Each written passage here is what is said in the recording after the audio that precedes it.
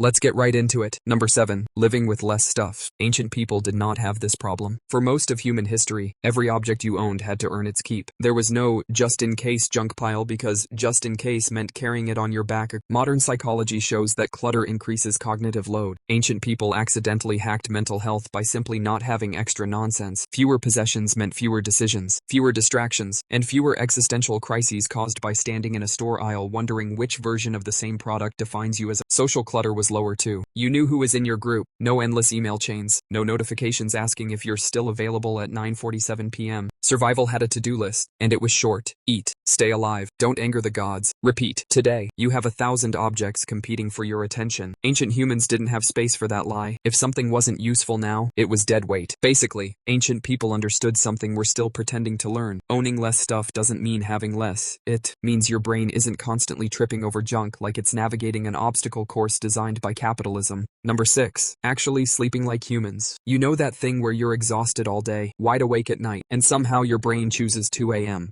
to replay every embarrassing moment from your entire life? Ancient people slept better, not longer, not softer, but smarter. Before electric lights came along and punched circadian rhythms directly in the face, humans slept according to the sun. Shocking, I know. When it got dark, your brain released melatonin like, alright, time to shut this meat computer down. When it got light, you woke up. No alarm clock trauma, no scrolling yourself into insomnia. And here's the weird part. Many ancient cultures didn't even sleep in one long chunk. They practiced segmented sleep. First sleep, then a quiet wakeful period, then second sleep. That awkward 2 a.m. wake up you think is insomnia? That might just be your ancient brain tapping you on the shoulder like, hey, this used to be normal. Instead of panicking, ancient people prayed, talked, reflected, or just lay there existing without spiraling. Meanwhile, you're Googling why am I awake while blasting your eyeballs with blue light, which tells your brain it's time to hunt a mammoth. Sleep wasn't something to optimize with apps and supplements. It was a natural rhythm, not a performance metric. No guilt, no productivity shame, just rest when it made biological sense. Your ancestors weren't better sleepers because they had memory foam or blackout curtains. They slept better because they weren't fighting their own biology every night like it owed them money. In short, ancient people slept like mammals. You sleep like a stressed raccoon with Wi-Fi. Number 5. Moving their bodies without calling it exercise. Picture an ancient human hearing the phrase, I need to start working out. They would stare at you like you just suggested lifting a rock for fun. Movement wasn't a scheduled event, it was life. You moved because not moving meant you didn't eat, didn't migrate, didn't build shelter. Ancient people walked constantly. They squatted instead of sitting in chairs designed to slowly destroy spines. They carried things, climbed things, threw things, and occasionally ran for their lives. And somehow, none of this required a gym membership or a playlist titled Beast Mode.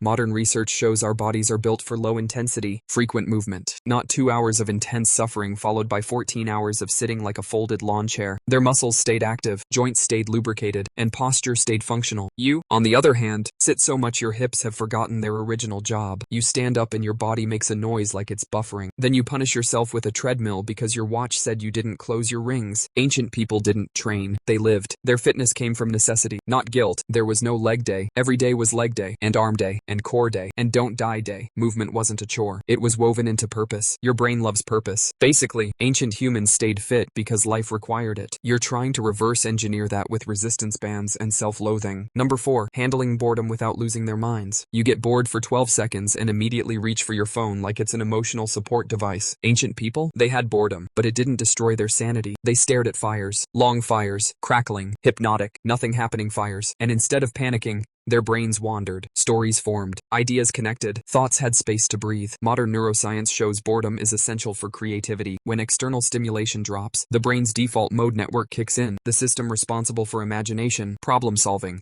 and self-reflection. Ancient people lived in that mode regularly. You avoid it like it's a pop-up ad. Today, the moment your brain isn't entertained, it assumes something is wrong. Ancient humans understood boredom wasn't an emergency. It was a feature, a mental waiting room where thoughts sorted themselves out. They didn't need podcasts during walks or videos during meals. Silence wasn't awkward, it was normal. Social interaction happened face-to-face, with pauses that didn't need filling. Your ancestors could sit with their thoughts without immediately trying to drown them in noise. Now silence feels suspicious, like something bad is about to happen. Or worse, you might think about yourself. Ancient people didn't have better brains. They just didn't overstimulate them into exhaustion. Your brain isn't broken. It's just never allowed to idle. In other words, ancient humans knew how to be bored without imploding. You call it doing nothing and treat it like a personal failure. Number 3. Eating without overthinking every bite. Ancient people ate food. That's it. That's the headline. No calorie tracking. No moral judgment. No standing in the kitchen at midnight whispering, "I'll start fresh tomorrow." They ate when food was available, stopped when it was gone, and didn't spend the next 3 hours wondering if carbs were secretly plotting against them. Their relationship with food was based on availability and nourishment, not identity. From a biological standpoint, this was ideal. Your hunger signals, ghrelin, leptin, insulin, are pretty good at their jobs when you don't constantly confuse them with ultra-processed chaos. Ancient diets were simple,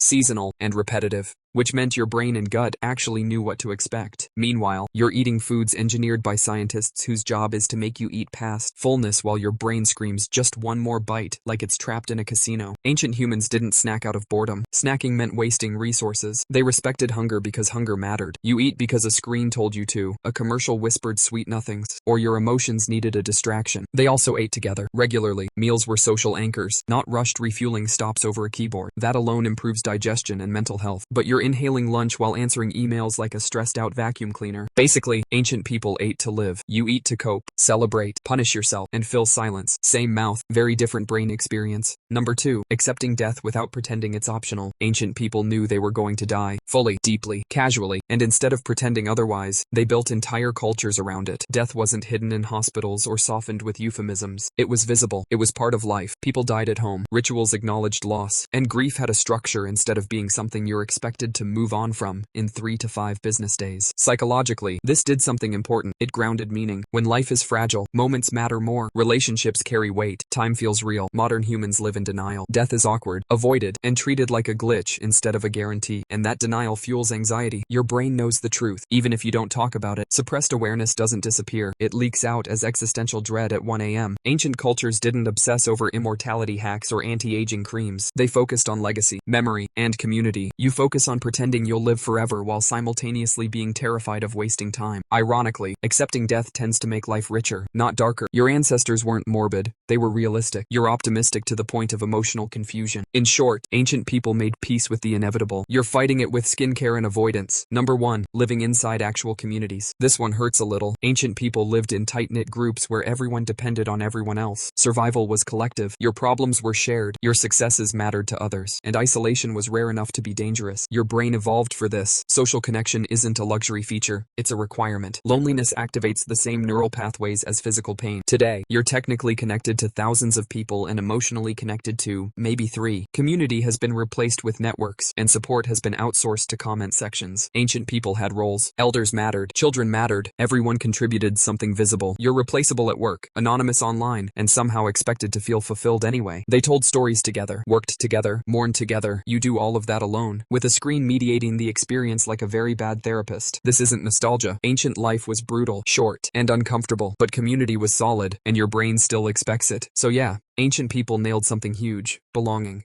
And until modern life figures out how to rebuild that, your nervous system is going to keep feeling like something's missing, because something is. That's all for today. I'll be making similar videos in the future. Subscribe to see them.